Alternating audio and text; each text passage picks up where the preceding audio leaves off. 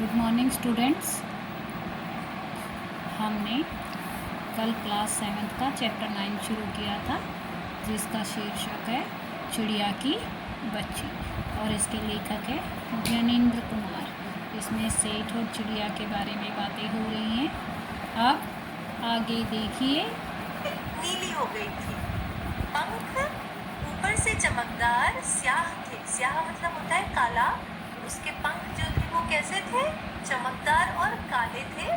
उसका नन्हा सिर तो बहुत प्यारा लगता था और शरीर पर चित्र विचित्र चित्रकारी थी, अर्थात चिड़िया जो थी वो बहुत सुंदर थी। आगे चिड़िया को मानो माधवदास की सत्ता का कुछ पता नहीं था और मानो तनिक देर का आराम भी उसे नहीं चाहिए था।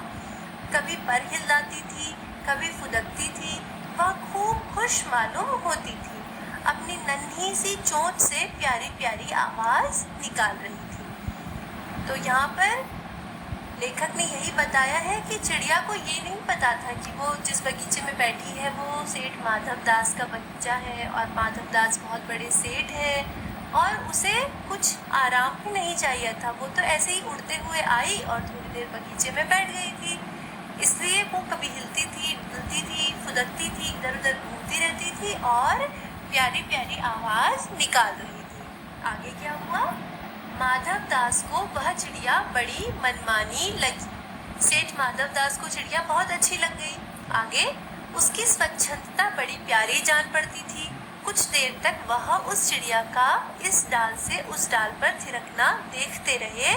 इस समय वह अपना बहुत कुछ भूल गए। अब माधवदास को चिड़िया बहुत सुंदर लगी। उनके मन को वह चिड़िया बहुत ज्यादा भा गई और सबसे ज्यादा क्या अच्छा लगा उन्हें? उस चिड़िया की स्वच्छंदता। स्वच्छंदता अर्थात स्वतंत्रता या आजादी। तो उन्हें उस चिड़िया का आजाद होकर घूमना बहुत अच्छा लगा और इस तरह वो बहुत देर तक उस चिड़िया को देखते रहे और अपना बहुत कुछ भूल गए। मतलब उन्हें अपनी भी सुध नहीं रही चिड़िया को देखते देखते। आगे उन्होंने उस चिड़िया से कहा, आओ तुम बड़ी अच्छी आई। यह बगीचा तुम लोगों के बिना सूना लगता है। सुनो चिड़िया, तुम खुशी से यह समझो कि यह बगीचा मैंने तुम्हारे लिए ही बनवाया है।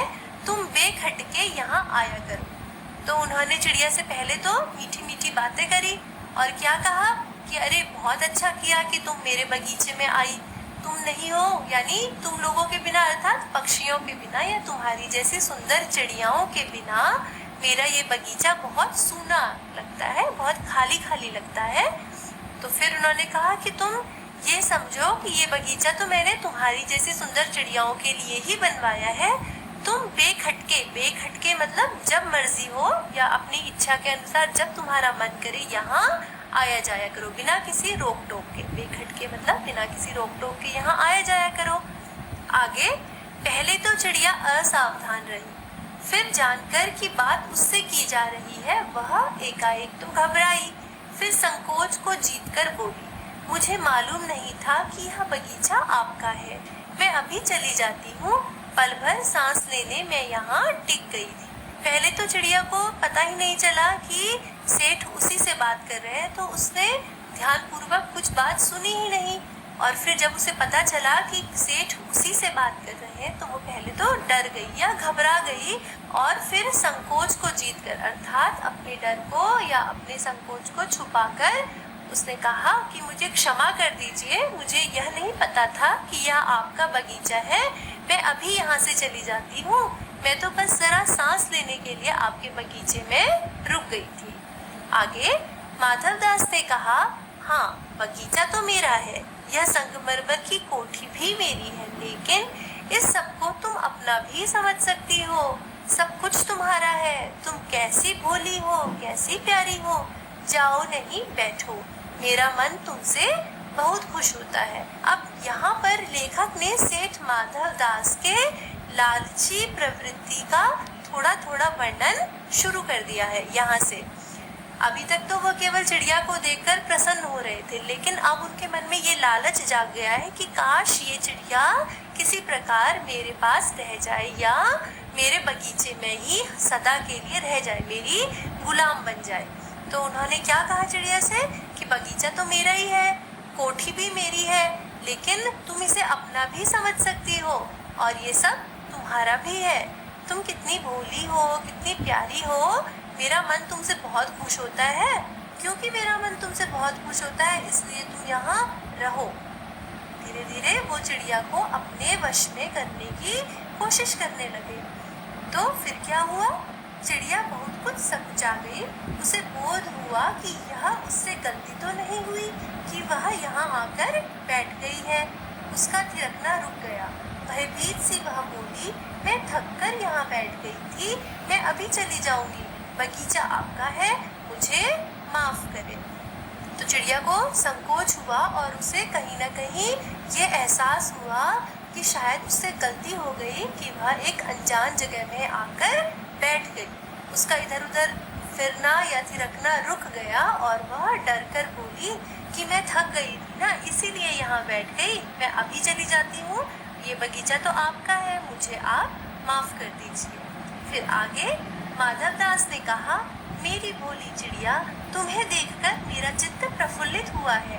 मेरा महल भी सुना है, वहाँ कोई भी चहचहाता नहीं है। तुम्हें देखकर मेरी रागनियों का जी बहलेगा। तुम कैसी प्यारी हो, यहाँ ही तुम क्यों न रहो? तो माधव दास ने कहा कि अरे भोली चिड़िया, तुम्हें देखकर तो मेरा मन बहुत ज़्यादा ही प्रसन्न हो गया है। प्रफुल्लित होना मतलब प्रसन्न होना। मेरा महल सूना है मतलब मेरे महल में कोई चिड़िया नहीं है और इसीलिए वहाँ कोई चहचहाता भी नहीं है। और तुम्हें देखकर मेरे घर में सबका जी बहलेगा। तुम कितनी सुंदर हो, कितनी प्यारी हो, इसलिए तुम यहीं रह जाओ। अब वह चिड़िया को धीरे धीरे लालच दे रहा है कि तुम बहुत सुंदर हो, उसकी तारीफ कर रहा है कि तुम तो बहुत प्यारी हो और मेरे घर में कोई है नहीं जिसकी की चहचहाट की आवाज़ से मेरा महल गूंजे या मेरे महल में सुंदर आवाज़ें हो। तुम तो इतनी अच्छी हो, इतनी सुंदर हो, तुम यहाँ रह जाओ। अब वो चिड़िया की धीरे धीरे खुशामद कर रहा है ताकि चिड़िया उसके गुलाम बन जाए। आगे चिड़िया बोली, मैं माँ के पास जा रही हूँ। सूरज की धूप खाने और हवा से खेलने और फूलों से बातें करने के लिए मैं ज़रा घर से उड़ आई थी। अब सांझ हो गई है और माँ के पास जा रही हूँ। अभी अभी मैं चली जा रही हूँ, आप सोच ना करें। तो चिड़िया ने कहा कि नहीं नहीं, मुझे आपके महल में नहीं रहना है। मैं तो बस ऐसे ही थोड़ी देर सूरज की धूप खाने, हवा से खेलने और फूलों से बातें वगैरह करने के लिए थोड़ी देर अपने घर से थोड़ा उड़ के आ गई थी घूमने के लिए। और अब क्योंकि सांझ अर्थात शाम हो गई है इसलिए मैं माँ के पास जा रही हूँ। मैं अभी चली जाती हूँ, आप सोच ना करें मतलब